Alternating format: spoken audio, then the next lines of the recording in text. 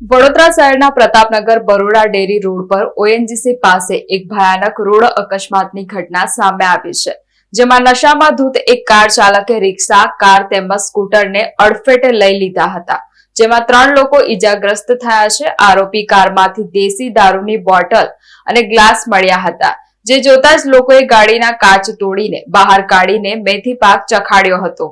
વડોદરામાં નશામાં ધૂત એસઆરપી જવાન કાર ચાલકે રિક્ષા, કાર, સ્કૂટરને અડફેટે લીધા હતા। આ અકસ્માતમાં આરોપી એસઆરપી સ્ટેટ રિઝર્વ પોલીસનો જવાન રાજેશ ધનજીભાઈ પાંડવ છે, જે ગાંધીનગર ખાતેના ગ્રુપ 12માં હેડ કોન્સ્ટેબલ તરીકે ફરજ બજાવે છે। અકસ્માત દરમિયાન તેની કાર પર પોલીસ લખેલું બોર્ડ હતું। ઘટના સ્થળે એક કાર રોડની બાજુમાં પાર્ક કરેલી હતી, જેને પણ આ અકસ્માતમાં નુકસાન થયું છે। અકસ્માત બાદ આરોપી કારમાંથી બહાર નીકળતો ન હતો, જેથી સ્થાનિક લોકોએ કારના કાચ તોડીને તેને બહાર કાઢ્યો અને તેને મેથી પાક ચખાડ્યો હતો। મકરપુરા પોલીસે આરોપી એસઆરપી જવાનની તાત્કાલિક ધરપકડ કરી છે અને વધુ તપાસ હાથ ધરી છે। ઈજાગ્રસ્ત 3 વ્યક્તિને ખાનગી હોસ્પિટલમાં ખસેડવામાં આવ્યા છે, જ્યાં તેમની સારવાર ચાલુ છે। પોલીસે આ મામલે કાયદેસરની કાર્યવાહી હાથ ધરી છે અને આરોપી વિરુદ્ધ યોગ્ય કાનૂની પગલાં લેવાની ખાતરી આપી છે।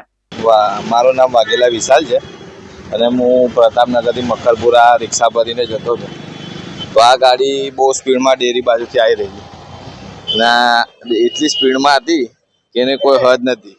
એને આ સ્પીડમાં આવી એવી તો પોલીસ કર્મી જે અંદર બેઠા હતા, તો આ બધી ગાડીઓને અડફેટે લીધી, ત્યાંથી આવતા મેં જોયું એટલી સ્પીડની અંદર હતી કે કોઈને કાબુ જ નહીં। એ ગાડી આ બધી જેટલી વાહનો પાર્ક કરેલા ને બધાને લઈ પાડ્યા અને એ લોકો પોલીસ કર્મીને અહીંથી બહાર કાઢતા થયેલો। મેં જ્યારે અહીંથી ભરી ગયો ને, હા, પીધેલી હાલત। પછી તમે લોકો શું કર્યું? અહીં ગાડી બધા જે પબ્લિક હતી એ લોકો બધા એને અહીંથી બહાર કાઢતા હતા। હું અહીંથી આમ ભરીને જતો હતો ને રિક્ષા, ત્યાં મેં ડોકા ચૂક્યું તો એને બધા બહાર કાઢતા હતા ને લગભગ 108 આવી ગઈ હતી, ત્યાં સુધી બધાને અંદર બેસાડતા હતા એ લોકો બધા। કેટલા લોકોને ખોટ વાગી? બધા ખાસા લોકો હતા, મેં ખબર નહીં, બધા કાઢતા હતા।